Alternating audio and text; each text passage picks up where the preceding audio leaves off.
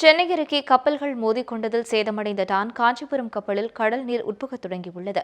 இதுபற்றி சம்பவ இடத்தில் இருக்கும் நமது செய்தியாளர் பாலாஜியிடம் கூடுதல் தகவல்களை கேட்கலாம்.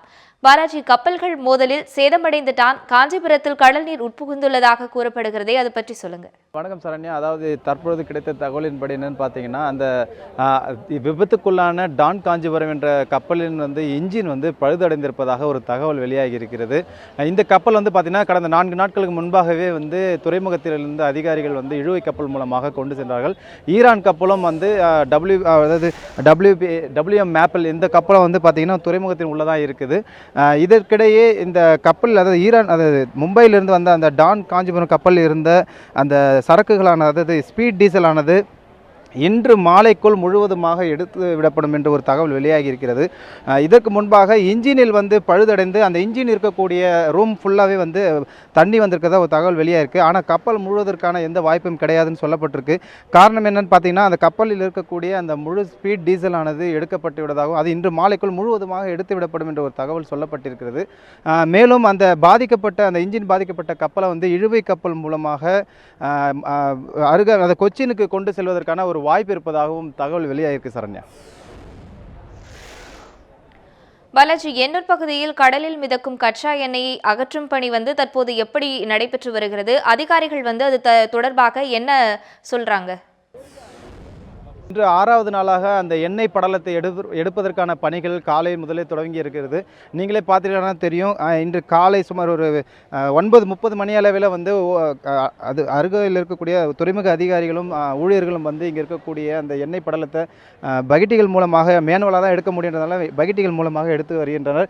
அது மட்டும் இல்லாமல் நேற்று இரவு எடுக்கப்பட்டது வரை ஒரு தடுப்பு மூலமாக இங்கே போடப்பட்டிருந்தது. ஆனால் இன்று காலை பார்த்தீங்கன்னா இந்த எண்ணெய் படலமானது வந்த வண்ணமே இருக்கிறது.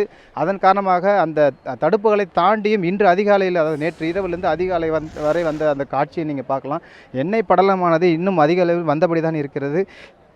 அதாவது நேற்று மட்டும் சுமார் 40,000 லிட்டர் டீசல் எடுக்கப்பட்டதாக ஒரு தகவல் சொல்லப்பட்டிருக்கிறது. இன்று இன்னும் கூடுதலாக ஊழியர்கள் வருவதற்கான வாய்ப்புகள் இருக்குது. மிஷின்கள் மூலமாக இந்த டீசல் எடுப்பதற்கான வாய்ப்புகள் மிக மிக ஒரு குறைவாகவே இருக்கிறது. அதன் காரணமாகவே மேலும் ஊழியர்களை வைத்து தான் இந்த ஒரு மீட்பு பணியை மேற்கொள்ளப்படும் என்று அதிகாரிகள் தெரிவித்திருக்கிறார்கள். அதன் அடிப்படையிலேயே இப்பொழுது ஊழியர்கள் மூலம் அந்த பக்கெட்டுகள் கொண்டு வந்திருக்கக்கூடிய அந்த பெரிய பெரிய பாத்திரங்கள் மூலமாக ரொப்பப்பட்டு வருகின்றன. சரண்யா.